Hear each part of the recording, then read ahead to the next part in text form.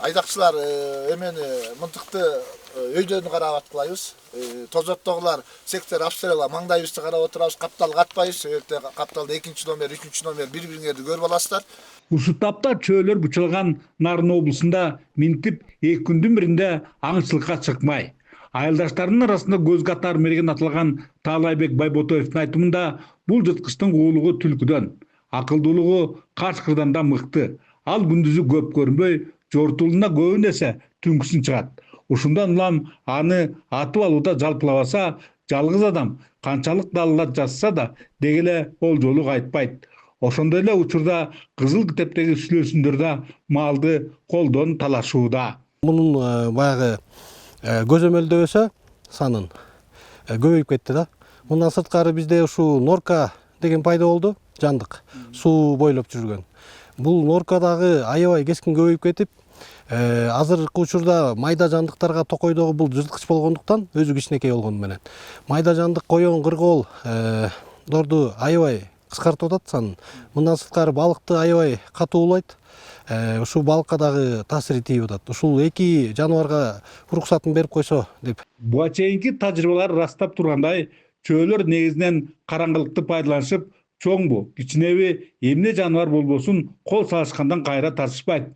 Демек, сактыкка кордук жок камын көрүшкөн элеттик аңчыларга ар тараптуу колдоолор зарыл. Кур дегенде ок дарларын кең кесир белендеп берүү ашыктык кылбаса эле.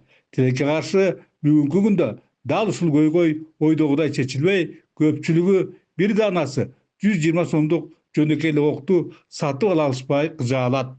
Октар азыр кымбат болуп атпайбы? Бир эле жанагы гладкостволканыкы мисалы 100 сом, 150 сом простой эле. Нарезнойдуку болсо аябай эле бир 500 сом, 600 сом. Чоңдордуку болсо карышкырга десе анда ал чоң мынтыкка 1000 сомго чейин чыгып кетет. Балким теңир толук мергендердин телегейлери тегиз болгонунда бүгүнкү бөрлөр менен чөөлөр келтишкен 5 миллион сомдук зыяндар анчалык деңгээлге чыкпас беле. Антсе да ылдый тарса көкүрөгү көрүнгөн, өйдө тарса согончогу сорок эткен Кемгашта да облус боюнча жыл башынан бери 70 кашкыр жана 134 чөө атылган. Бул айта салганга оңой болгону менен аткара келгенинде түмөндөгөн түйчүктөр менен коштолот. Түшүндүм, бирең ал. Жакшы отуруп көрүп калабыз. Тагын көрүп, анда чыкты мына. Вай бали. Маселен, атбашлык мерген Бартыбас Абдылдаев кезектеги олжостун жолун тороп, дээрлик 2 саат бою тозотто турган. Өзүңүздөр көргөндөй, аткан кымбат огу текке кетпей, жырткыч жерге жалп этти.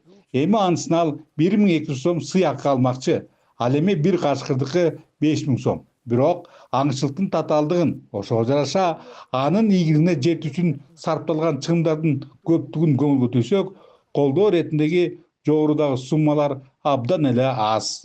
Парламенттик шайлоодон бери магазиндерде жабылып калып, азыр көрүп атпайсызбы, биз жанагы насыбай сурагандай келе бери ок берип койчу деп калбадыкпы? Болбосо пачкалап алып коюп, азыр көрдүңүз канча ок атылды. Силер угатсаңыздар керек. Азыр эми мына бүт акыркы октор сатып атабыз ана. Сөз соңунда фермерлерге олуттуу зыяндарды жаратып жатышкан кашыбаңдар менен чөөлөрдү жоготуу максатында Теңиртау аймагында 100гө жакын аңчылар топтору түзүлгөндүктөрүн белгилейли. Бирок баарысы тең өз арабайларын өздөрү согушкандыктан натыйжа күтүлгөнүгүдөн азыраак. Бөлөкбай Шеримбеков, Бактияр Сарсаров, ЛТР, Ат башы району.